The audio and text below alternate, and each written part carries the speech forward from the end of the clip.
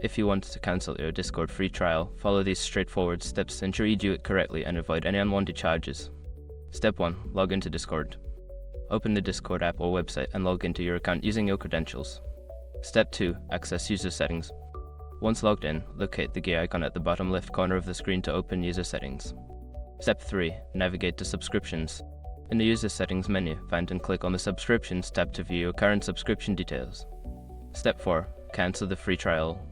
Under the subscriptions section, look for the option to cancel your free trial. Click on it and follow any prompts to confirm the cancellation. Step 5. Check for confirmation. After cancelling, ensure you receive a confirmation message or email indicating that your free trial has been successfully cancelled.